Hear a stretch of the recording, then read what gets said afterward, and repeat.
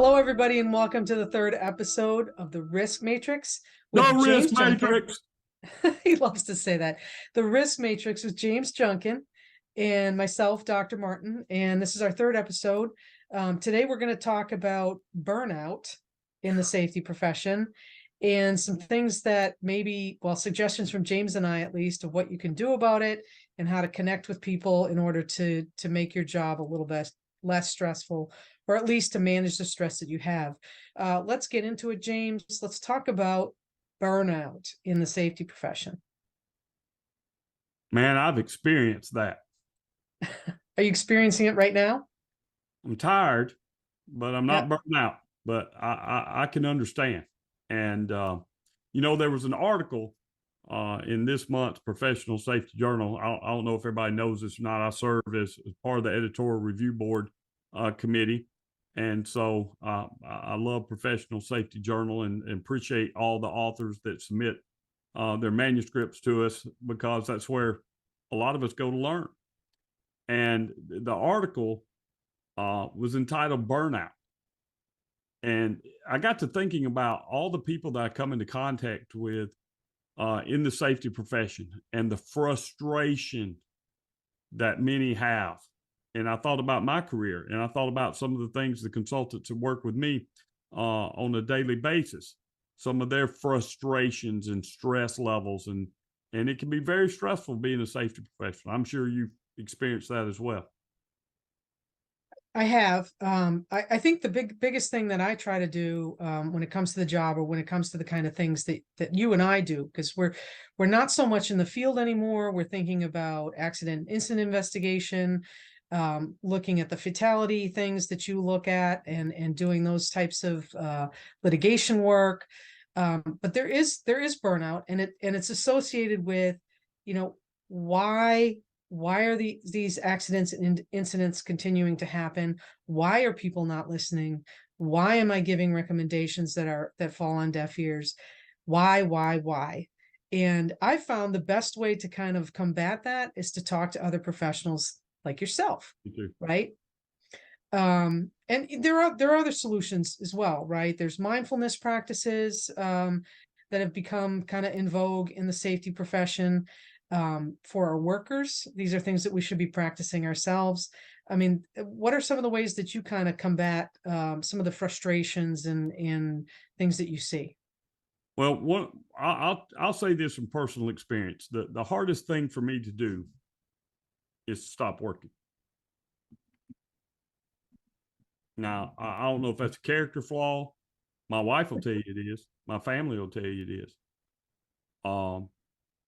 There is a lot of sacrifice of personal time when you're a safety professional, particularly a consultant. Mm-hmm. I'm never away from it. I'm never. Phone rings all the time. Phone. Okay. You have to come up with some sort of work-life balance.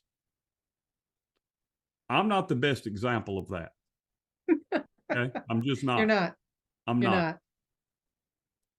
But that creates stress. I can't tell you the number of meals that we've gone out to a restaurant and I've had to step outside and speak on the phone with a client. You've been on the road with your wife and had to pull over and take several conference calls. I know this about you. I've done that. I have done that. Probably the worst it was one time I was traveling on Mother's Day, and my wife fell down the stairs here at our home and broke her leg. And I was on the phone with her when it happened. And it was awful. It was awful. And I felt so guilty. And with guilt comes stress, right? Mm-hmm. So how do you balance that? How do you separate work and put it down? And I struggle with that. Because I want to do a good job. I understand the seriousness of doing this, but at the same time, you've got to set some boundaries.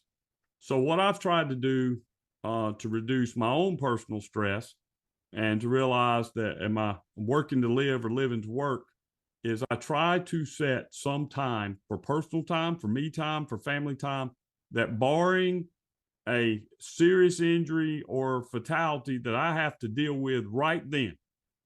That's just the life of being a consultant. Mhm. Work will be here the next day.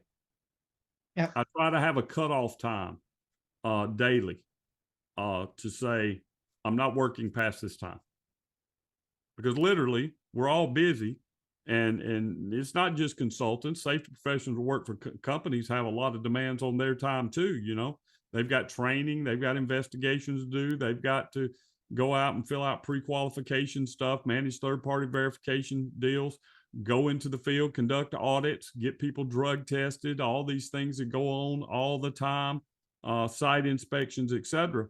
It's easy to carry that home with you. So I set a time where I just say I'm done, and usually it's Yeah. about 6 p.m., 6:30, no later than 7 o'clock. And then you're up again at 5:30. What I will say is, I mean, you're kind of talking from a consultant's point of view, right? Because your phone rings all the time as a consultant. You're working for several different companies.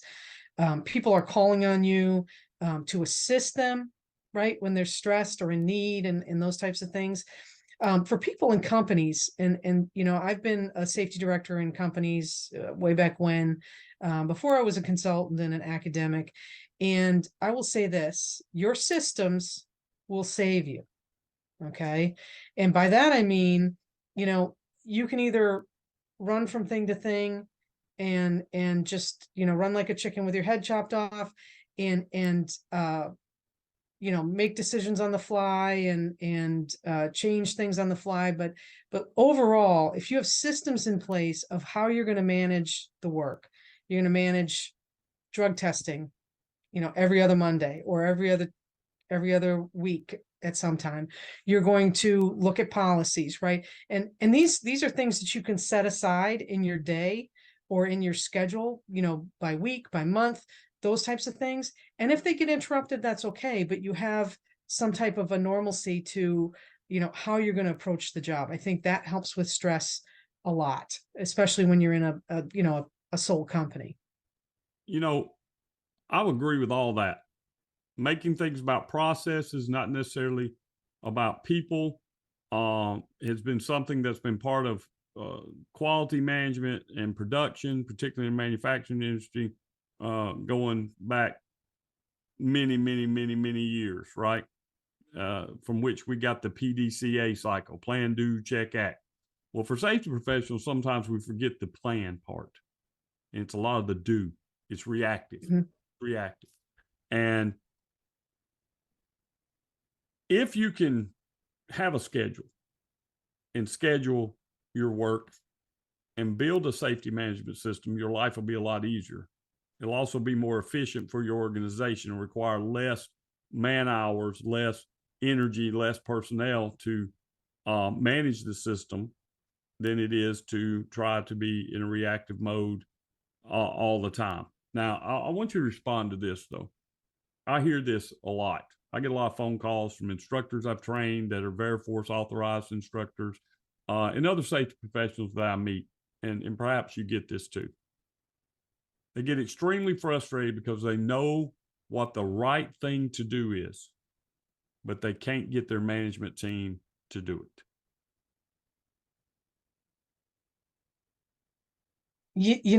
I've given different opinions on this depending on who's asked and what the situation is, right? It's really hard sometimes to make a decision that centers around your own health and wellness and the company, right?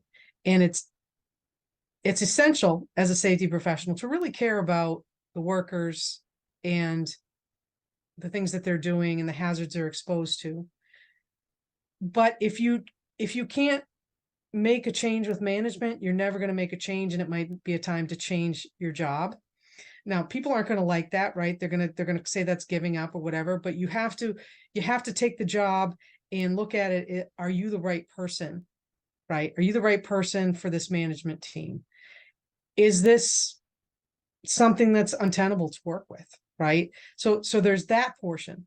But then I will also say that people focus a lot of their professional development on technical skills when they should be focusing their professional development on leadership and change management and project management, right? One of the best things that I ever did for myself was to get the PMP certification, because it talks about lean concepts and quality management and all the things that help you make inroads with management, right? Because they're not particularly concerned about safety. Maybe they are, maybe they're not. Maybe it's a component of what they do. But when you start talking quality and productivity and how that weaves in, and again, forms the mesh with your safety program, you will probably be able to make a change, right? And acknowledge that just because you have a degree in safety doesn't mean you are a leader, right? And that you have to cultivate those skills in order to lower your stress levels, one, to see forward movement, which also lowers stress levels, right? If you see that people are working with you, that you're creating your core team. And we talked about this on the previous episode. We talked about, you can't do this job alone. And if you're doing the job alone, yes, there's going to be stress. There's going to be frustration. There's going to be, how do I manage this? The workload is just too much. But if you form a team upward and a team downward within your organizational culture, which we'll get to on another episode. But if you form that, your stress is going to be lowered, guaranteed. So, the suggestion, I said, look, sometimes you have to quit. I'm not afraid to say that, because sometimes you can't make a difference, but sometimes the problem is you. Sometimes the problem is you. And so if you really want to make a difference in that company and you don't want to quit and you want to make inroads, then what can you do to lower your stress through cultivating other skills that are going to help you break the shield? And I think that's great advice. I would say it's a rarity that the problem is executive management doesn't care about its workers. I've dealt with too many fatalities to where I've seen the impact on the CEOs personally, right? So it's not that they don't care. Sometimes it's we're not speaking in a language that they understand. So your point is well taken. And I love this book. It's a leadership book by Jocko Willink and Leif Babin. It's called Extreme Ownership. And basically what it's about, if you want to be a leader and you want people to follow you, take responsibility. Take responsibility. So if you're feeling all this pressure, you're feeling all this stress, stop, back up, and look at what you can change and what you're doing, and not necessarily saying all the time, my boss is a jerk, the guys are idiots, nobody will listen to me. What can I change to be a more effective safety professional? But there does. What can I change to lower my stress, right? Yeah. I think of, I've read Jocko's book, and I think of extreme ownership as you're almost taking in the energy around you, which can be your stress. And if you hold it here, then it's yours. It's all yours. But if you take it and mold it to the situation, the people that you're working with, the team, and you push it outwards, right? So that the ownership becomes shared, that can lower your stress. But serious burnout in the safety profession it's a thing, right? It's a thing. One of the best things you can do, you just did this. You went to a conference and you talked to other safety professionals, right? You made connections with other safety professionals. You've enhanced your phone a friend network.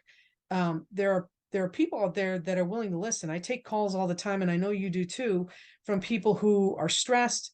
They have a problem that they're trying to work through, and it just takes somebody else to kind of help you vent a little bit and look at the problem from a different angle. I'll add on to that. Social media has been a great networking tool. It's also a terrible networking tool. You better have thick skin on social media. So I see this all the time, and I'm always like, don't be that guy. Somebody will post a question, and then everybody ridicules the person, or a lot of people ridicule the person for even asking the question, or go to Google, or blah, blah, blah. look, if you can see through that, there are some good people that are on social media that will respond to you and give you some tips. Find some people to follow that are respectful. Hopefully, subscribe here and hit that like button on our YouTube channel for the Risk Matrix, because we're always here to help. We're here to help because people helped us. Find a resource for mentorship where you can talk through problems and issues that you have at work. But I'll say this. I've stayed at organizations early in my career out of loyalty when they weren't loyal back, and they weren't going to be loyal back, right? There comes a time where you've done everything you can. It's time to move on. And that's hard because you're leaving a job, going to something else, change, family dynamics, maybe even having to relocate, maybe even getting out of one industry into another. That's part of this profession. Nobody goes and works for an organization anymore for 25, 30 years. You don't come out of college or come out of trade school or switch from being a frontline leader into being a safety professional later in your career and stay at a company for 30 years and get a gold watch at the end. Most people I know have already worked at 4 or 5 different jobs or for different organizations, maybe across a lot of different industries. That's just part of being a safety professional. But find mentors, find things to do away from work, and realize this. Safety professionals mostly have no authority from a line perspective. When you go to school, they'll tell you you're a staff position, right? You're a staff function. If you relate it to military, you're not a line function. So you're not out there commanding troops.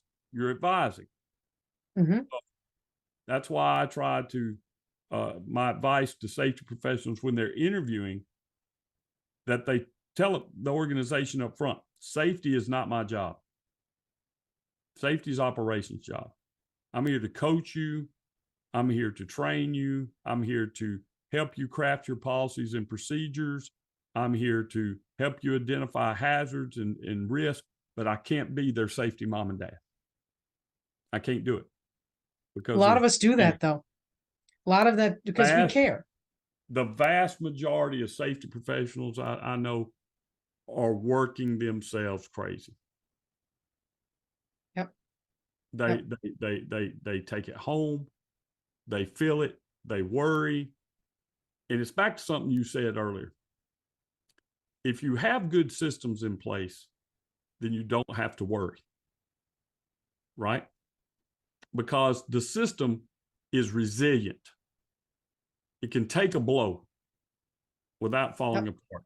So it's back to what Conklin threw out there one time. Is safety the absence of injuries or accidents, or is it the presence of barriers and defenses? And you know, that's a topic for a whole nother show. But what he's really saying is, do I have a dynamic, resilient system in place where if people make mistakes, they fail, but they fail safely? If you have that, a lot of the stress goes away. Or they don't fail. If you have a system in place, you might take a hit and you may deflect down a little bit, but your system is going to improve, right? And that's the concept of being anti-fragile, kind of, is that you're hitting that wall or you're hitting that incident and there's a deflection down, but really the overall deflection is up, is you've built a stronger system, and next time there won't be a hit, or the hit will be smaller and the deflection will be smaller. So you know, I'm back to systems. I think you have your systems in place that helps with not being burnt out. You take your own darn advice, right? You're telling everybody to get sleep, not be fatigued, you know, do wellness opportunities, exercise, all those things. Those are things that you should be doing. And you know, a lot of guys that are on the road or gals that are on the road are going to say, I don't have time for that. Right. You know, if you don't take care of yourself, you're not going to have time for other people. So the advice is, as James said, you know, put a cutoff on it, put the systems in place, have a stop where you stop. And you know, the other thing is making good decisions about what is emergent and urgent, and what can be dealt with tomorrow, or what can you do to engage your team to help you reduce the stress on the system, reduce the stress on you, reduce the stress on the people, and move forward. Delegation is a great thing. So if I am managing the safety system and I'm not in the safety system, meaning I'm not trying to do it all, and I can get my management team, my frontline supervisors to embrace the organizational culture, right? Then my job's a lot easier and I'm just coaching people. But if not, I'm running around putting out fires all the time, all the time, all the time. That creates a lot of stress. You know, And I don't like the word delegation. I really, like, yeah, I don't, because delegation means that I have a bunch of things on my plate, and this is just me. The connotation is I'm giving it to you and now you deal with it. Where I would tend to say, and again, this is wordsmithing, I'm going to cede ownership to you because you're more qualified or more in tune with what's going on in order to own that task. Right. And that goes back to Jocko's book about extreme ownership. You're owning everything, but you are recognizing that people are capable around you to cede the ownership of certain parts of the system to make it work. I don't you like delegation. I, I'll go along with that. I'll go along with that. Ceding ownership. I like that. It's semantics, right? But it's the basic premise of effective leadership. You know, I have to get my team involved because the team is more powerful than a single individual. And I guess that's my point.